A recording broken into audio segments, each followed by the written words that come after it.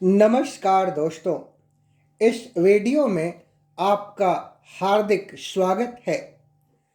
आज हम श्री घृष्णेश्वर ज्योतिर्लिंग के उत्पत्ति के विषय में जानेंगे।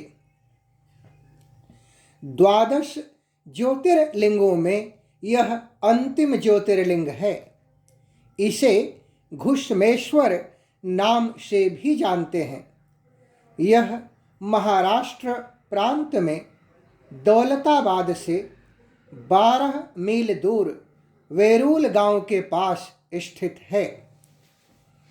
इस ज्योतिर्लिंग के विषय में पुराण बताते हैं कि दक्षिण देश में देवगिरी पर्वत के समीप सुधर्मा नाम का एक अत्यंत तेजस्वी और धर्मपरायण ब्राह्मण रहता था।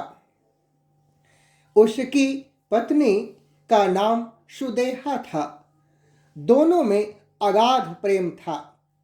ईश्वर ने जीवन में बहुत कुछ प्रदान किया था, परंतु एक कमी थी, उन्हें कोई संतान नहीं थी।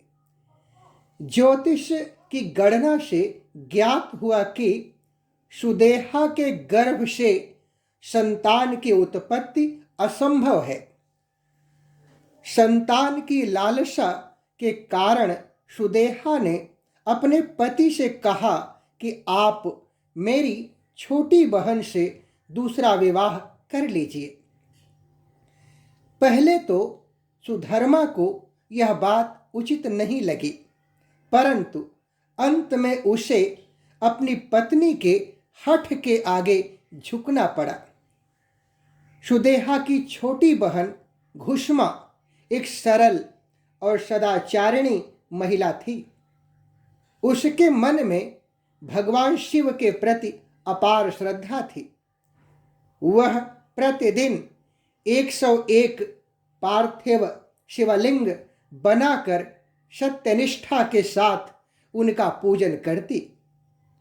घुष्मा और सुधर्मा के विवाह के पश्चात घुष्मा के गर्भ से एक अत्यंत सुंदर और स्वस्थ बालक ने जन्म लिया। बालक के जन्म से घुष्मा और सुदेहा के आनंद की कोई सीमा नहीं रही। परिवार में सब कुछ सुचारू रूप से चल रहा था, परंतु एक दिन सुदेहा के मन में कुविचार का अंकुर फूटा। उसने सोचा कि मेरा तो इस घर में कुछ है ही नहीं, एकाधिकार तो मात्र घुष्मा का है। सुदेहा के मन का कुभाव धीरे धीरे बलवान होने लगा और दूसरी ओर घुष्मा का बालक भी बड़ा हो रहा था। कुछ समय पश्चात उसका विवाह भी हो गया।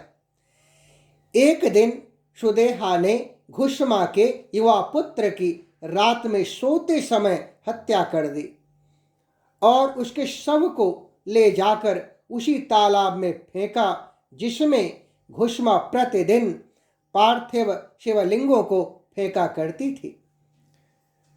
प्रातःकाल जब सभी को इस बात का पता चला तो घर में कोहराम मच गया।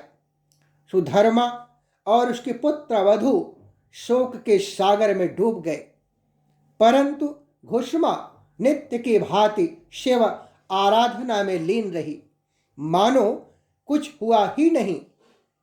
पूजा के बाद जब घुष्मा पार्थिव शिवलिंगों को तालाब में फेंकने के लिए गई तो उसने देखा कि उसका पुत्र तालाब से निकलकर उसके पास आ रहा है।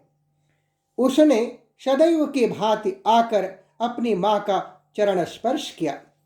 यह संभव हुआ भावी को मिटा देने वाले भगवान भोलेनाथ की कृपा से। बाबा ने प्रकट होकर घुष्मा से वर मांगने को कहा। घुष्मा बोली, भगवान, यदि आप मुझ पर प्रसन्न हैं तो मेरी इस अभागिन बहन को क्षमा दान दे दीजिए।